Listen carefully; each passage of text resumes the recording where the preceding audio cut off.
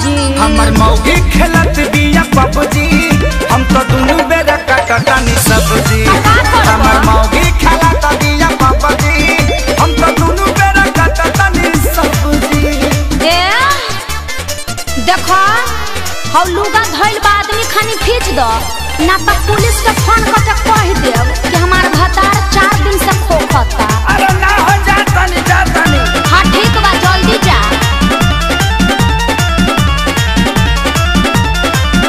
घरवा में सूती उता करतिया सहो फूकी फूकी चूल्हा हमारा निकलता कैसे हो।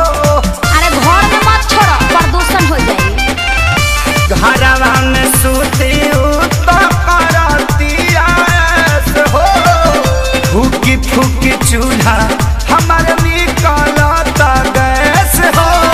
झाड़ू लगाई फिर पोछा लगाई अपन दर्द के तना ले बताई। तो बैठ के हुड़बा बाबू दिन तो देखौला ए रब जी अरे रब जी अरे रब जी।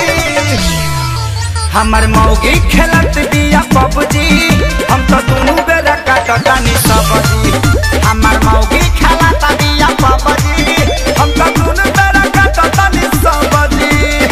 आ सुनो आलू बैंगन काट के मिक्स सब्जी भी बना दी हो।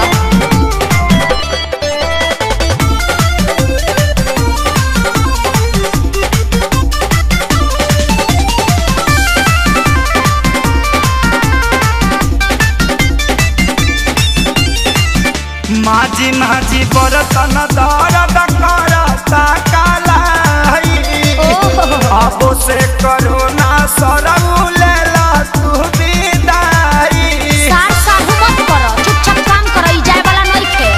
माझी माझी बरतन दर्द करता कालाई अच्छा अब से करो ना सरऊ लेला तू विदाई। रहे खेसारी के हीरो में बड़ा नाम हो सोनू सुधा को साथे भइले गुलाम हो। सफे रोवे घर में बैठ डभ जी अरे डभ जी अरे डभ जी। अल्ले मेला बच्चा हमर मौगी खेलत बिया पबजी हम तो दुनु बेरा काटतानी सब्जी हमर मौगी खेलत बिया पबजी हम तो दुनु बेरा काटतानी सब्जी। चुप रह जानू रिवाइटल खा के काम करत रह।